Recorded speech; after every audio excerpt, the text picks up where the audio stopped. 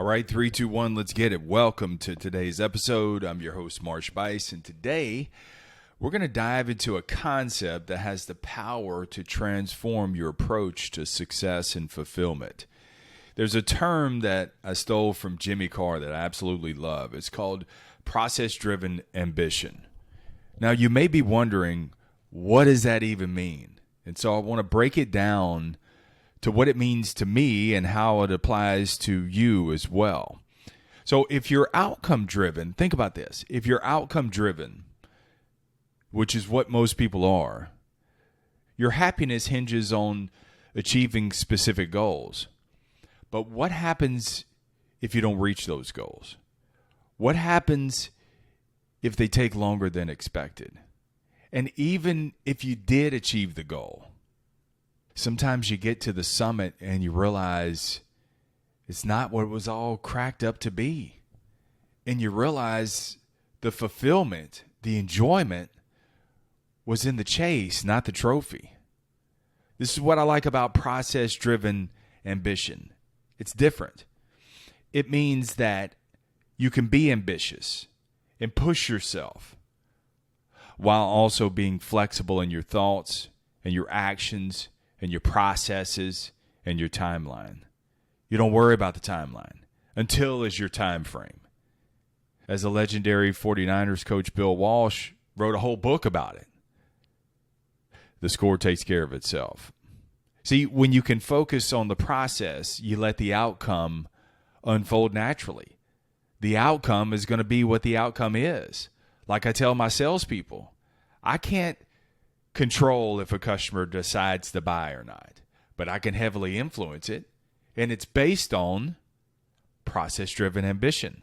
See, this is very freeing. It's very liberating because process-driven ambition shifts your focus from the finite goal to an infinite journey. It never ends. It's constantly evolving. So imagine waking up every single day driven by your process rather than a specific goal. The goal gives you the direction, but the process is your daily journey. It eliminates any sort of self-negotiation and negative narratives. And because you're focused on the next step, because you're focused on the next action, you just check the box and keep going. So let me give you an example from my own life. When I first got into sales 26, going on 27 years ago, doesn't seem that long ago, you realize I've devoted half my life to the profession of sales. I got in sales, man, when I was 25. I'll be 51 coming up, man. It's like, whoa, what happened to the time? But anyway, when I first got into sales, I was taught to follow a specific process. Meet and greet the customer, find common ground with them, qualify them, inventory walk, demo the vehicle, write it up, look at the trade, deliver the vehicle, and follow up. And see, the process, we had to know that thing backwards and forwards, which is great because it had to be just a habit, second nature. And so that process became my guide, and it kept me on track regardless of the emotions or the outcome of each sale. Because when they set that process up, they said, look, sometimes you're going to have a hot hand going and you're going to do well. But what about the times when nothing is going in your favor? This is why working a process, the numbers will work themselves out. The numbers always take care of themselves. But what happens is people pull back on the numbers, on the execution, on the effort, in hopes that it'll just somehow fix itself. No, you have to play it all the way through. But if you stick to a process of going through these bullet points through your day, it's going to work itself out. It always does. So see, the process that I followed in sales is the same sort of concept that applies to everything in your life. Your personal life, your professional life, your fitness goals. Sticking to a process is what's going to bring you fulfillment. You're not going to be happy all the time, but will you be fulfilled? And let me tell you how you're going to be fulfilled. Because you're going to be sticking to a process And just working this every single day, you're going to make incremental progress. Sometimes it's 1% progress. Other days it's 12% progress. Sometimes you don't see the physical progress, but you have the mental progress. So things are connecting inside. Even though today it looks like a loss, there are things that are being rewired and reconnected and grant you the experience and the knowledge and the skill set that set you up to incrementally physically win in the future. But sometimes, man, you take a physical L, but a mental win. And you got to understand that. If you think about the frustration that you have in your life, I'm not frustrated because of the things that I do. I'm frustrated about the things that I didn't get around to. See, that's the thing. And so I would rather be pushed hard and work in this process every single day than to sit here and just kind of float along, figuring out, trying to do the best I can. No, you just instill that process-driven ambition. So how do you do this? How do you implement process-driven ambition into your life? Glad you asked.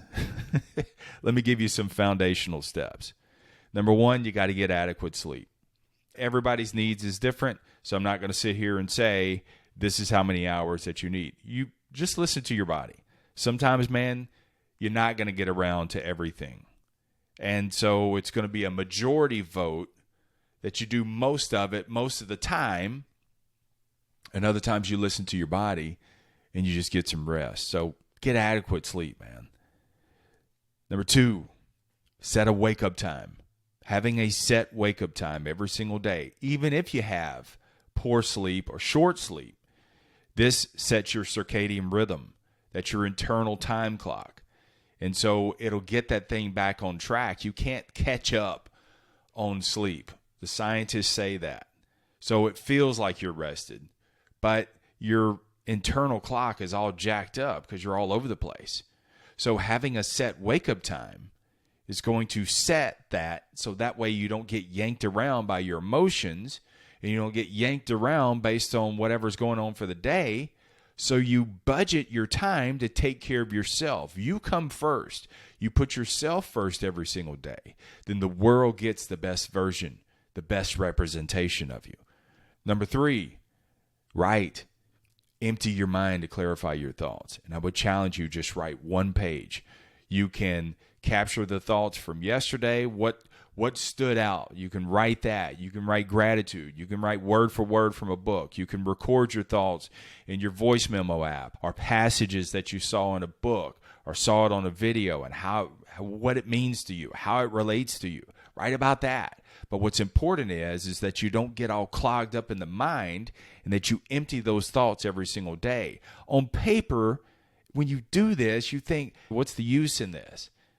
If you do this for 90 days, I'm telling you, things are going to change for you. Your narrative is going to begin to change. You're going to think clearer. You're going to think quicker. You're going to be more concise. You're going to communicate better. So many intangibles to that. Number four, set 15, 20 minutes aside every single day for some random reading. I like to take a different book every single day. Lately, I've been jamming on James Clear's Atomic Habits. I've read it several times, but normally I just go to another book the next day, but I've just been so intrigued, and I'm in a different season in my life, that a lot of the stuff that I've read before, I totally forgot. And now I'm picking these things back up and saying, oh, I'm missing this. Number five, share. Everybody's an expert at something. Share your knowledge. Contribute to society. Teaching reinforces the learning. So people get to learn from you, but while you teach it, you learn it even better and deeper. And a lot of times the things that you teach, people leave a comment or contribute, and now you can add that to your learning, to your knowledge, and they end up teaching you. It's a great benefit, but it'll never happen if you don't put it out there first. The universe is a you first society. She says you go first. Anything that you want, you go first. I'm not going to bring it to you. I'm not going to serve it up, but I'll reveal it to you. I'll show you how to get there, but I'm going to test your commitment. I'm going to make you put in the work. Number, what are we on? Number 6, design to align. Plan your day from working out to eating to what you're going to wear to where you're heading in life. Set the intention. Episode 841, I was just talking about that, is the intention. What is the intention that you put in everything that you do? And I wrote that because I realized, man, some days, like in my personal life, I have an intention. But sometimes, man, when I get to work, because it's sales and it seems so unscripted that I just lost the intention. So I'm just kind of floating around. I was spending so much extra energy on things that didn't bring maximum impact. And I was getting to the end of the day more frustrated because I wasn't setting the intention. So that recalibrates me. See, sharing that actually benefited me because I can learn that deeper. So design to align. Make sure that you have an intention in everything that you do. When you follow a process, you can focus on the 5 C's. The 5 C's are communication. This is what's going to keep you RFA ready for anything. This is how you'll handle the adversity, embrace uncertainty, and never settle again. Number 1, communicate. Communicate effectively with yourself and others that are aligned with your path. The other ones, the bullshit people, be unavailable. Curiosity. Ask questions instead of making statements all day long. How can you use this? What does this mean? Hey, let me ask you a question. You'd be amazed if you would suspend what you think you know and go chase what you don't know. There's so much more out there that we don't know than we do know. Number 3, creativity. Be resourceful when you lack resources. 90% of population sit around bitching about what they don't have. 10%ers, it's you. You get resourceful. Lack is leverage. So when you don't have it, you use what you got. Continuous learning. This is part of the 15 minutes of random reading. Every single day, man, you need to be learning something different. That would probably give you something to write about. What did you learn today? The wilts, what I learned today. And number 5, productive confrontation. Addressing issues head on without attaching a negative narrative to it. So let me ask you this as we wrap this up. What frustrates you? What are you not accomplishing right now that you wish you were? Chances are you're too focused on the goal. The goals are important. Don't get me wrong. The goal provides the direction, but the system, a process of repeated simple actions every day, that's how you're going to get there. When you get there, what you do is up to you. When you get there, it's not up to you. You control the what. You let the universe handle the when. So you got to align your life with these foundational principles, and you're going to find that the outcome's going to take care of itself. Just stay focused on the process. All right, let's get out of here. Thanks for tuning in to today's episode. If you enjoyed it, do not forget to subscribe and share this episode with one person who may find it helpful. All right, until next time, keep it simple, keep it moving, never settle, stay tough. Peace.